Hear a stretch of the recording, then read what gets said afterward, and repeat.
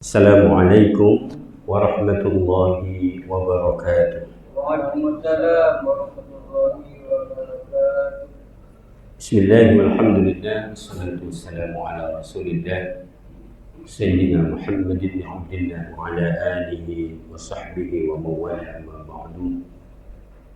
Yang terhormat Direktur RSUD Muhammad Nur, Takmir Masjid Ar-Rasyid RSUD Muhammad Nur, dan para jamaah kaum muslimin, kaum muslimat rahimakumullah. Alhamdulillah, mari kita awali kajian tafsir di siang ini dengan bersyukur pada Allah Subhanahu wa taala. Kita masih diberikan kesempatan, kesehatan, kekuatan oleh Allah untuk bersama hadir ke Masjid Ar-Rasyid ini. Tentu dengan satu harapan bahwa amal ibadah kita, mulai dari salat zuhur berjamaah, kemudian zikir, duduk diniati i'tikaf, dan sambil kita i'tikaf kita belajar, karena belajar itu hukumnya wajib. Lebih-lebih kita mempelajari Al-Quranul Karim.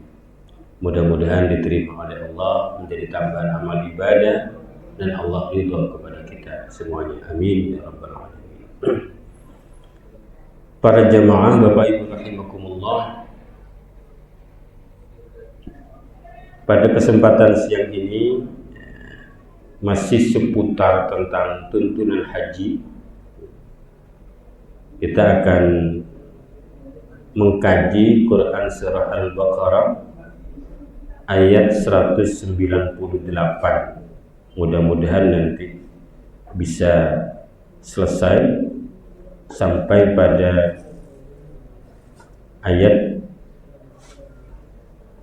setidaknya ayat 201 setidaknya. Para jamaah, sekedar menyambungkan pembahasan kita. Pada pertemuan sebelumnya kita sudah membahas bahwa Al-Quran memberikan tuntunan kepada kita agar haji kita sah dengan cara penuhi syarat rukun dan wajib haji. Insya Allah hajinya sah.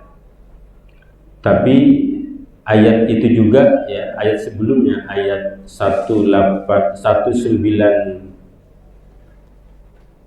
ya, Quran Surah Al-Baqarah juga menuntun jamaah haji agar hajinya diterima oleh Allah dengan cara meninggalkan 3 hal. Faman farada fihinnal hajja fala rafasa wala fusuqa wala jidala fil haji.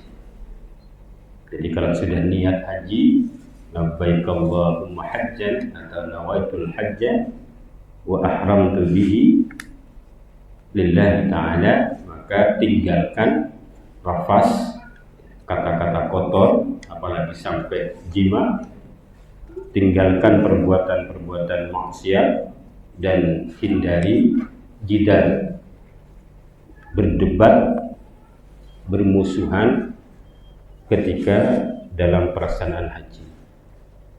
Nah, pada ayat 198 ini Allah Subhanahu wa taala berfirman, kita baca sampai di mana kemampuan kita untuk bertahan mengkaji Al-Qur'an ini. A'udzu billahi minasy syaithanir rajim. ليس عليكم جناح أن تبتغوا فضلا من ربكم فإذا أفضتم من عرفات فاذكروا الله عند المشعر الحرام واذكروه كما هداكم وإن كنتم من قبله لمن الضالين.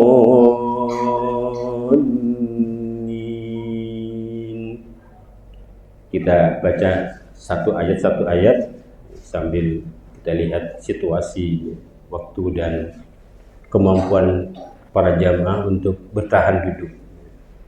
Khawatir saya berbicara sendirian, jamaahnya kabur semua. Nanti ikut kabur juga ya. Ayat ini dimulai laisa 'alaikum, tidak ada atas kalian junahun, dosa, artinya tidak berdosa kalian, antabtaghu fadlam mir rabbikum, apa kalian mencari fadlan, keuntungan, anugerah mir rabbikum, dari Tuhan kalian. Jadi ayat ini, potongan ayat ini Bapak Ibu rahimakumullah, itu berbicara tentang tradisi ya, jamaah haji sejak zaman dulu, karena haji ini ibadah kuno. Haji ini ibadah yang diperkenalkan sejak Nabiullah Ibrahim alaihissalam. Ketika melaksanakan haji, mereka sambil membawa dagangan, jual beli, karena banyak orang pasti banyak kebutuhan. Bawa dagangan, tentu dengan aneka macam dagangan yang dibawa. Nah, sebagian dari umat Islam saat itu ya, karena haji ini disyariatkan pada masa Nabi Muhammad ini pada tahun ke-7 Hijriah, itu merasa jangan, ini tidak boleh ini, ketika ibadah haji lo kok malah mau berdagang. Itu jadi ada anggapan begitu, ayo fokus dengan haji. Maka Allah menurunkan ayat ini, gak apa-apa bawa dagangan jual beli, gak apa-apa. Cuma dalam tafsir ini ya, Al-Munir ya, itu ada 2 syarat ketika dia berangkat haji, untuk menunaikan haji sambil membawa dagangan itu ada 2 syarat. Yang pertama, idlam yakun huwal maksudun al-sasi bidzati. Jadi tujuan ke tanah suci haram Mekah itu jangan sampai dimaksudkan untuk berdagang. Jadi tetap tujuannya fokus untuk haji. Berdagang itu sambilan saja. Sambilan. Jangan sampai ke sana, mumpung banyak orang saya bawa dagangan. Kadang-kadang memang ada calon jamaah haji Madura ini macam-macam ya perilakunya. Kadang bawa rokok 1 koper full rokok. Jadi niatnya bukan apa, itu dagang rokok nanti itu.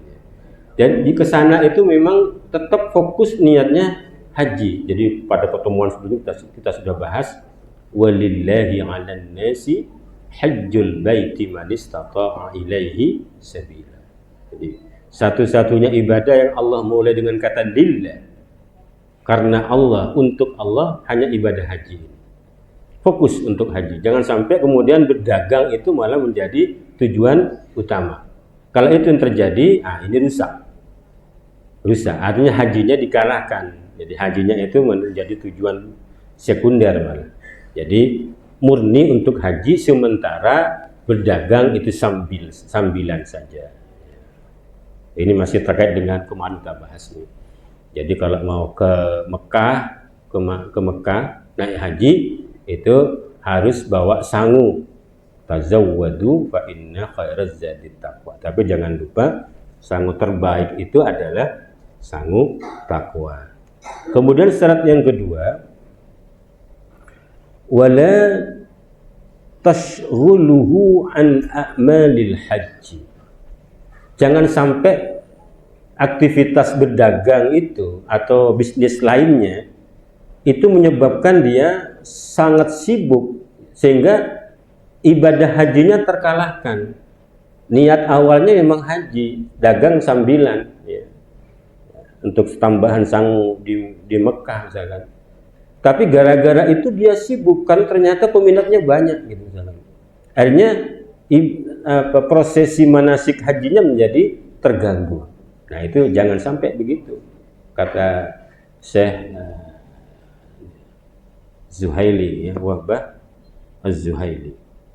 Kan sampai begitu. Jadi ada 2 syarat. Boleh nggak apa-apa, cuma 1, jangan sampai menjadi niat utama untuk berdagang. Yang kedua, aktivitas perdagangan itu tidak menyebabkan malah prosesi ibadah hajinya terganggu. Gitu. Jadi istilahnya laisa junah, tidak apa-apa gitu. Kira-kira yang bagus gimana? Kira-kira yang bagus ya tergantung kondisi. Tapi kalau memang ke sana sudah punya sangu, ya mendingan fokus saja untuk haji. Apalagi zaman sekarang untuk bisa menunaikan ibadah haji ini amat sulit ya. Tidak hanya karena ongkosnya yang mahal, tapi kesempatan sana sulit ya, dengan waiting listnya yang sudah puluhan tahun. Baik, itu. Berikutnya pada ayat 198 ini lanjutkan, fa idza afattum min arafatin fadhkurullaha 'indal masy'aril haram. Fa idza afattum min arafat, maka apabila kalian telah bertolak, mau meninggalkan dari Arafat, Arafat jamak dari Arafah, fadhkurullaha 'indal masy'aril haram, maka berzikirlah kalian, ingatlah kalian pada Allah di al-masy'aril haram. Ya, ini ada beberapa istilah yang mungkin yang belum pernah ke sana mungkin agak sedikit bingung. Jadi kata Allah dalam ayat ini, fa idza afattum min Arafat, maka apabila kamu telah bertolak dari Arafat.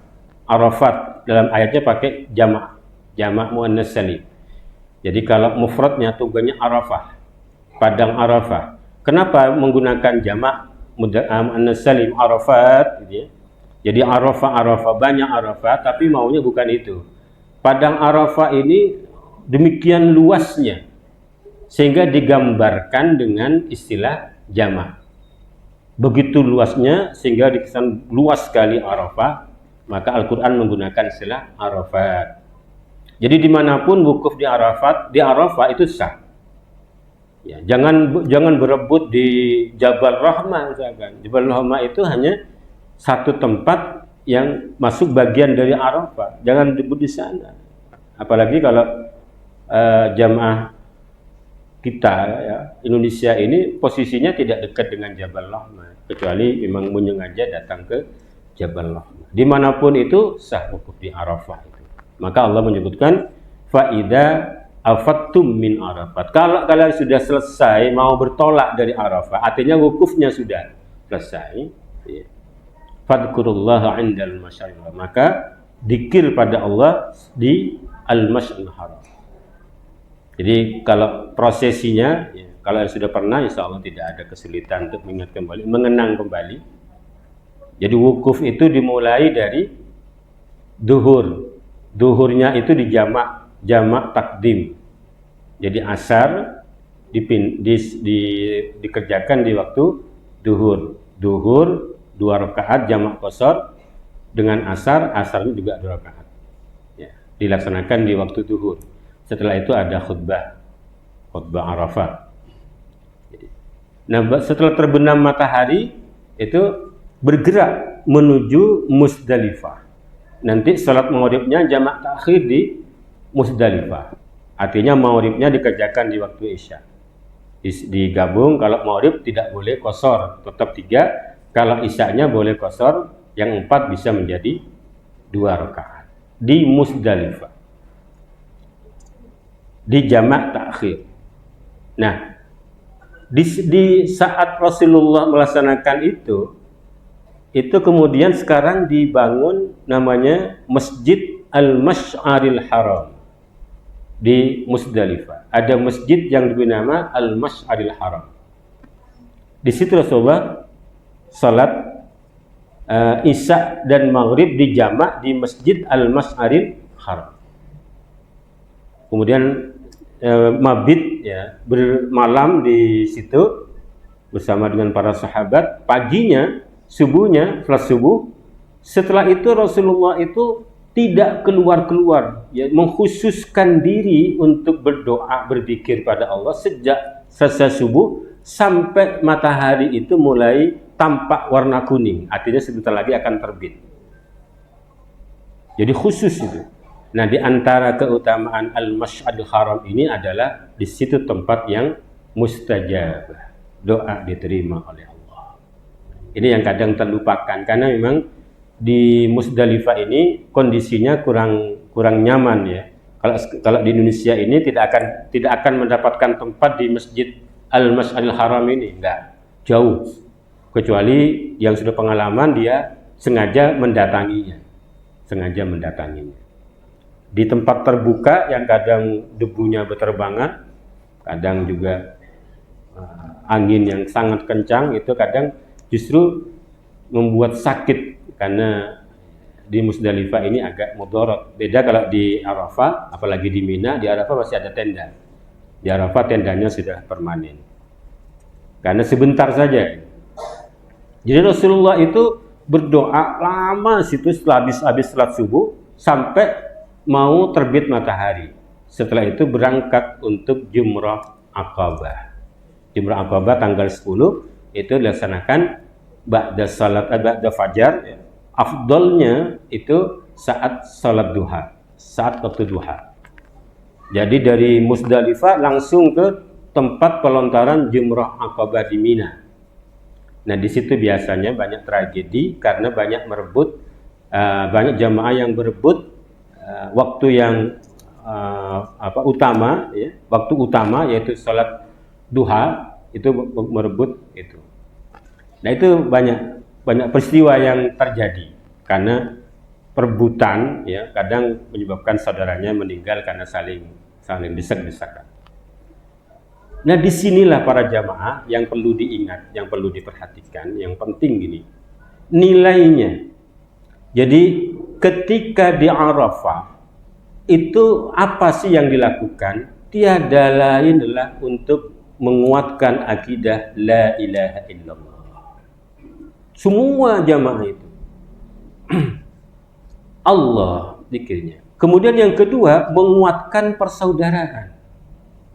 Semua manusia sama, tidak ada yang lebih utama antara orang Arab dan non-Arab, tidak ada yang lebih utama antara orang kan, semuanya sama. Laki-laki hanya pakaian 2 lembar, tidak berjahit. Sama, menghinakan semua dari Allah, semuanya sama. Jadi la fadla li Arabin wala ajamin illa bittaqwa. Tidak ada keutamaan orang non Arab kecuali takwanya. Semua sama. Nah, ada 2 hal yang menyatu. Satu, kesamaan akidah tauhid, yang kedua, penguatan persatuan Islam ketika di Arafah. Nah, ketika faida afattum min Arafat, ketika mereka bergerak semua dari Arafah menuju Musdalifah sambil baca talbiyah, labbaik Allahumma labbaik, semuanya gitu. Nah, ini tampak apa yang disebut dengan oleh Allah, disebut dengan wufdullah, pasukan Allah. Jadi al-hujjat wal umar wufdullah. Jadi para jamaah haji dan para jamaah umrah itu adalah pasukan Allah. Kalau mereka berdoa, pasti dikabulkan oleh Allah. Kalau mereka minta ampun, pasti diterima ampun oleh Allah. Jadi itulah, jadi tampak. Yang itu akan siap-siap besok paginya menampakkan permusuhan abadi dengan syaitan, diwujudkan dengan cara melempar Jumrah Aqabah. Satu-satu lemparnya, kecil saja. Kadang pegel pakai sandalnya kok tepake gitu. Kadang pegel ke setan. Cek pegel sandalnya kok tepake gitu, mulai panas kaisa. Kadang pegel. Itu ke sana arahnya.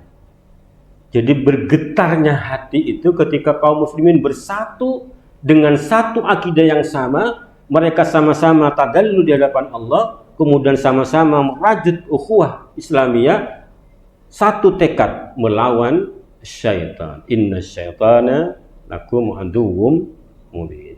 Syaitan itu adalah musuh yang nyata. Nah, ini komitmen ini seharusnya terus diikat sampai mereka kembali ke tanah air. Baik, lanjutkan kajian ayatnya ya. Jadi ini yang penting saya sampaikan, mudah-mudahan nanti bisa ini tayang. Jadi di saat Al-Masy'aril Haram itu malam ke-10, malam hari raya Idul Adha itu di Musdalifah itu tempat yang mustajabah. Perbanyak doa di sana. Pada para jamaah haji yang sekarang lagi berangkat, doakan kami juga ya.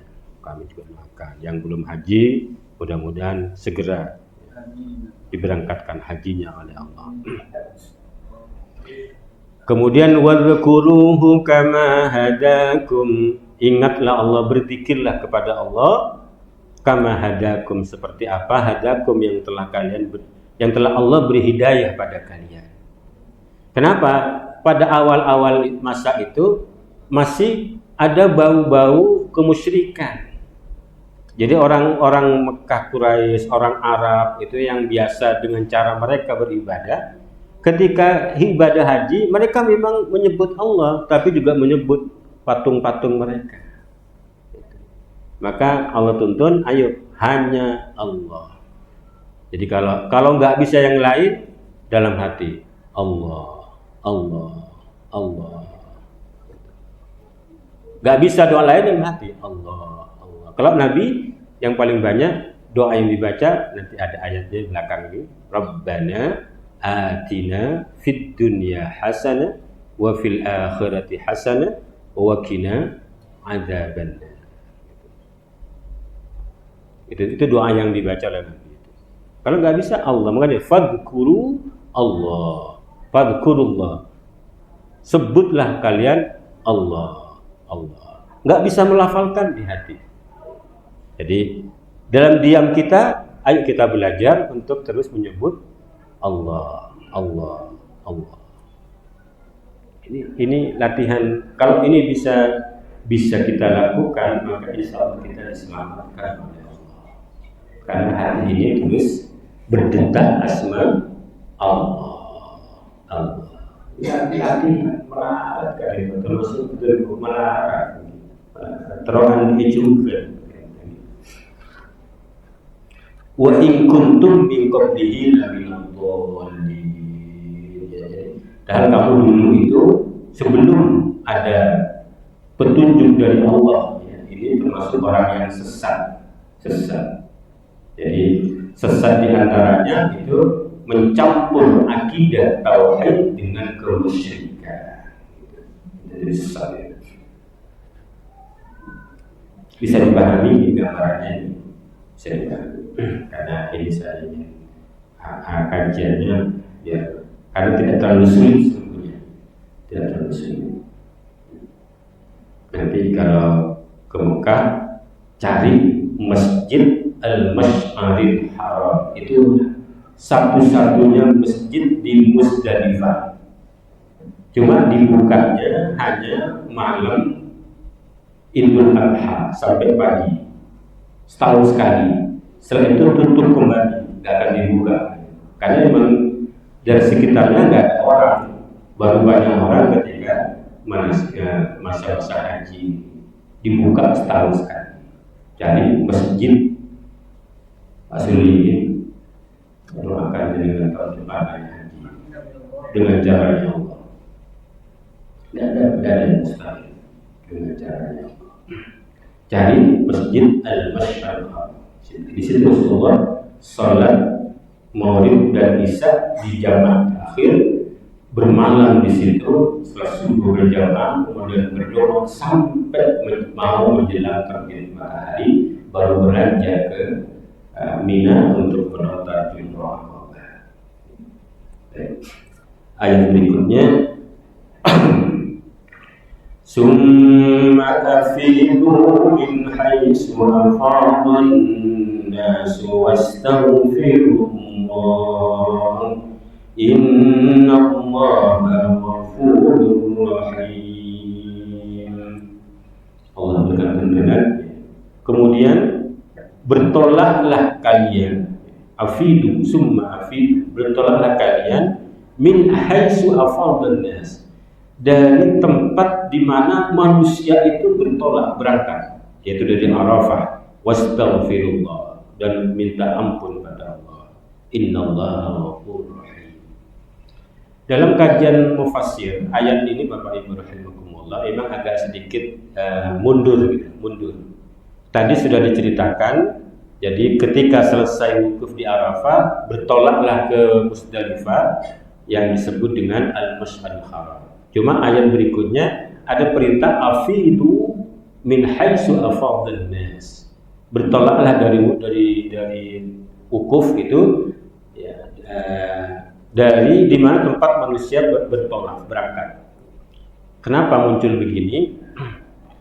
Karena dulu begini, ya, orang Quraisy itu nggak mau wukuf di Arafah.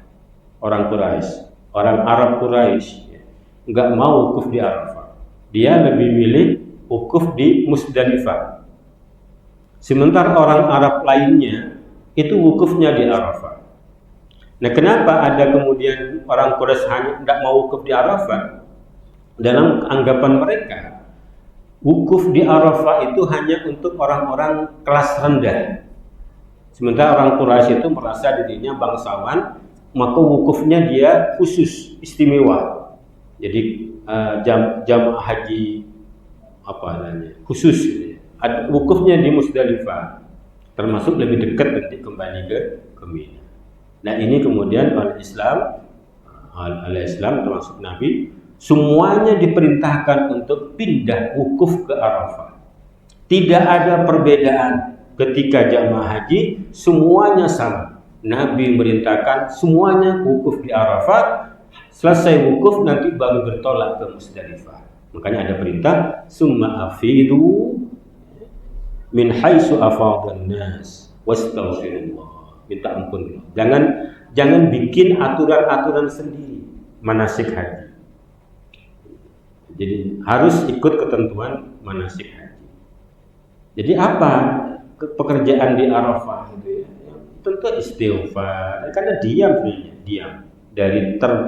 dari tergelincirnya matahari sampai terbenamnya matahari. Ini yang perlu hati-hati Bapak Ibu rahimakumullah.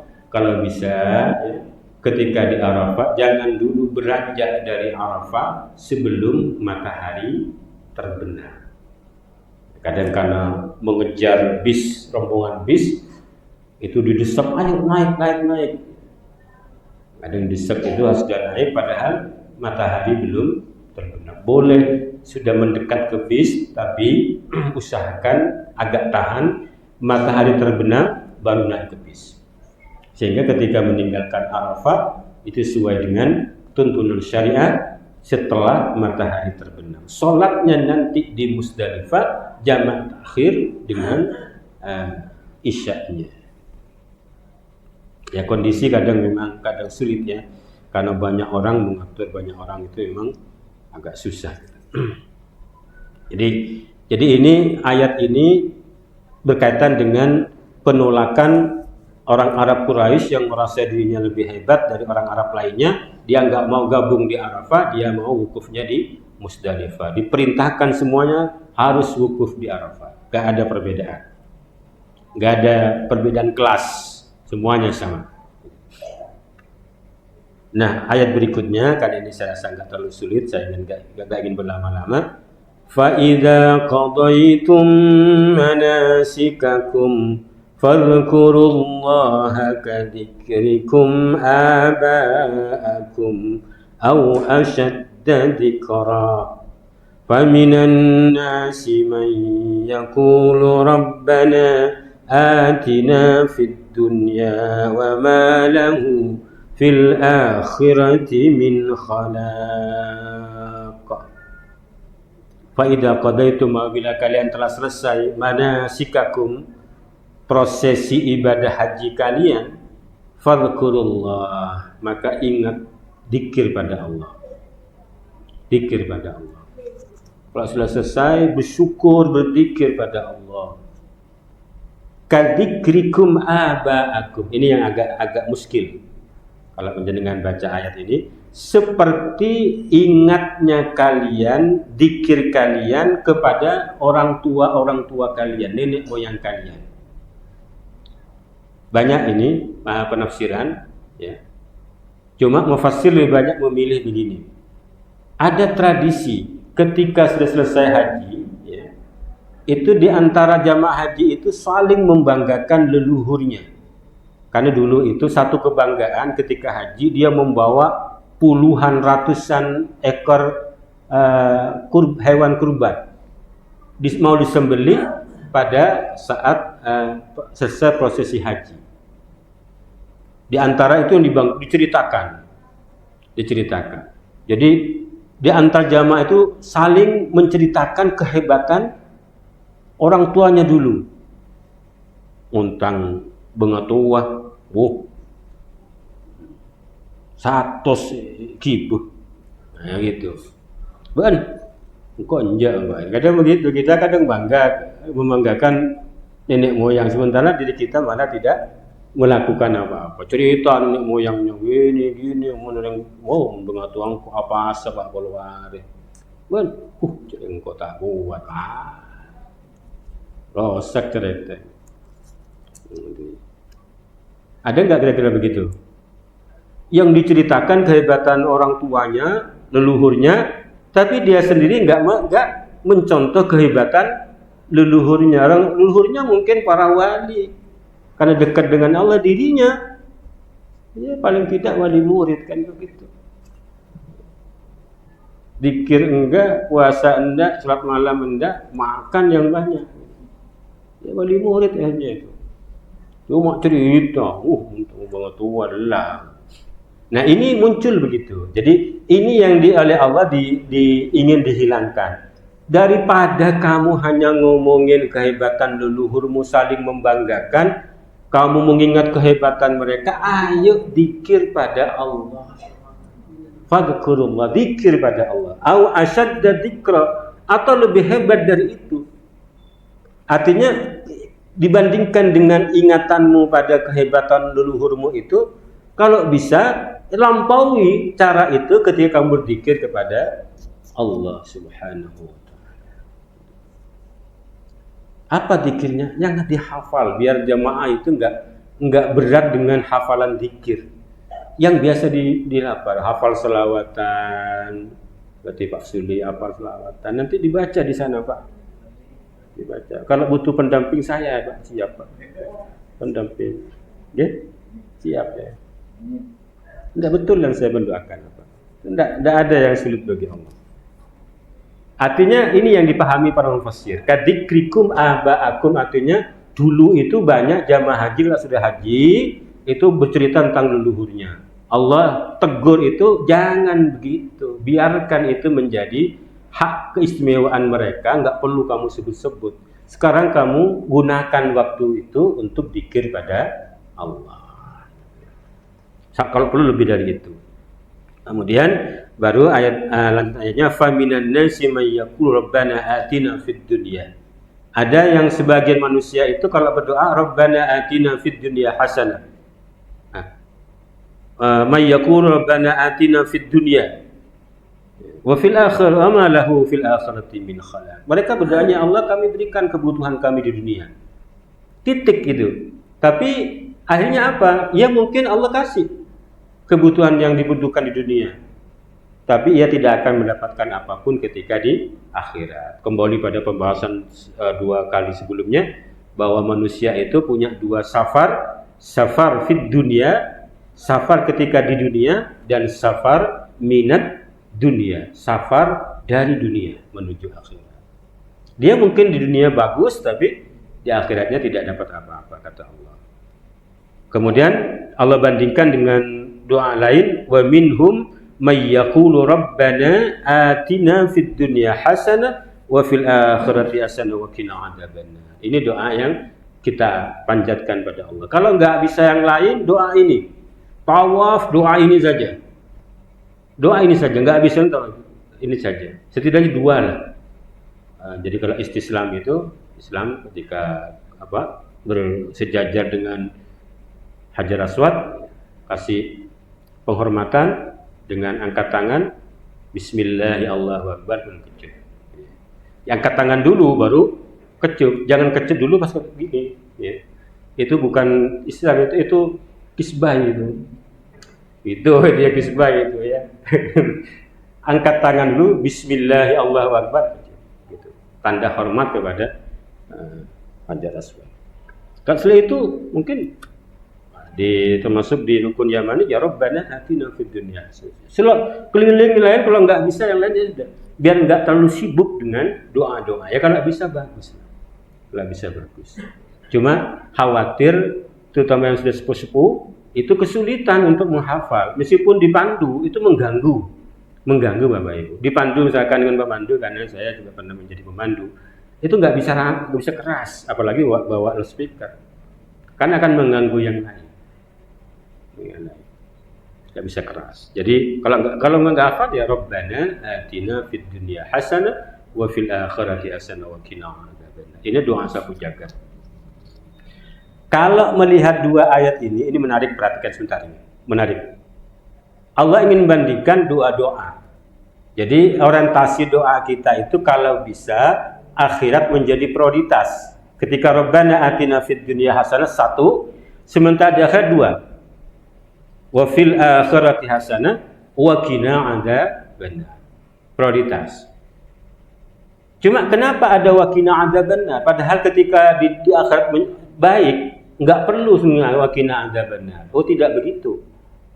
Karena ada orang yang masuk surga tapi dia masih mampir dulu ke neraka.